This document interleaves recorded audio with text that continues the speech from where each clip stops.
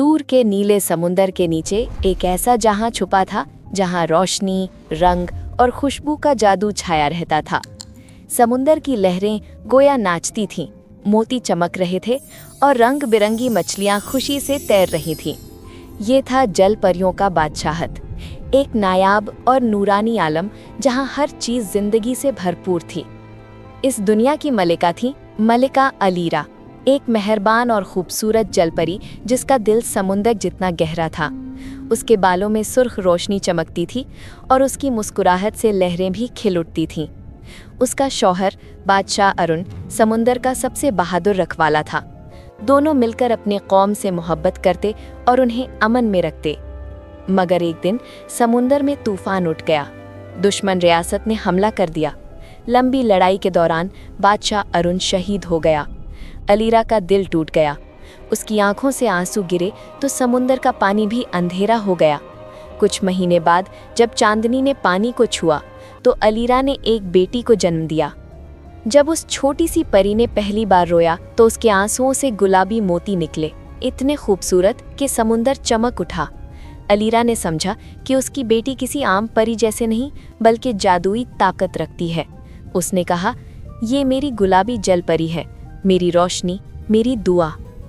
अलीरा को डर था कि लोग इन मोतियों के लिए उसकी बेटी को नुकसान पहुंचाएंगे, इसलिए उसने अपनी वफादार नौकरानी अनीला को बुलाया और कहा, अनीला, मेरी बेटी का राज किसी को मत बताना, उसे महफूज रखना चाहे कुछ भी हो जाए।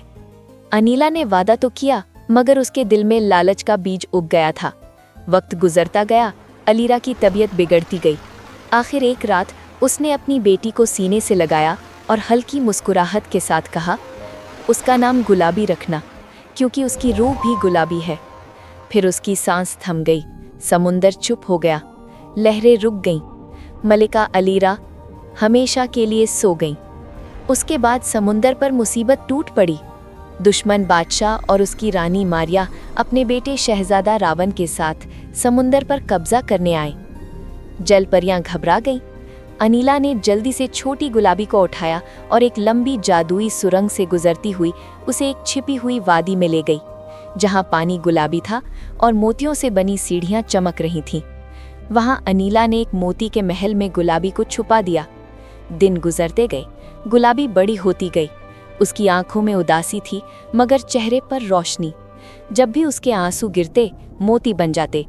अनीला उन मोतियों को छुप कर बेचती और रानी मारिया को देती, जो इन मोतियों से और ज्यादा अमीर होती जा रही थी। गुलाबी अक्सर पूछती, अनीला, तुम हमेशा मुझे डांटती क्यों हो? अनीला गरज कर कहती, चुप रहो, ज्यादा बातें मत करो। बेचारी गुलाबी चुप हो जाती। उसके दिल में उदासी का समुंदर बढ़ता जाता। एक दिन शहजादा रावण ने अपनी माँ के हाथ में वही गुलाबी मोती देखा। उसने पूछा, ये इतने खूबसूरत मोती तुम्हें कहाँ से मिलते हैं? रानी ने मुस्कुराकर कहा, अनीला मुझे देती है, कहीं समुंदर के अंदर से। रावण के दिल में तजस्सुस जाग गया। उसने फैसला किया कि वो खुद इस राज का पता लगाएगा। एक रात जब समुंदर बिल्कुल शांत था और चांदनी पानी पर चमक रही थी, शहजादा रावण चुपके से अनीला का पीछा करने लगा। अनीला एक जादुई रास्ते पर जा रही थी जहां रंग बिरंगे दिए जल रहे थे। रास्ते के आखिर में एक बड़ा सा सेब पड़ा था जिसके अंदर चमकता हुआ मोती था। अनीला अंदर गई और जब बाहर आई तो उसके हाथ में एक छोटी झोली मोतियों से भरी थी। रावण ने अगले दिन मौका पाकर खुद उस सेब के अंदर कदम रखा। अंदर का मंजर देखकर उसका दिल रुक गया।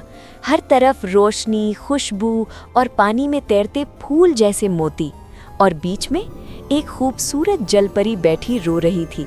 उसके आंसू गिरते ही मोती बन जाते और उनकी रोशनी से महल जगमग कर उठता। रावण ने धीरे से कहा, मत रो, ये आंसू तुम्हें दर्द देते हैं। गुलाबी ने घबराकर कहा, तुम कौन हो?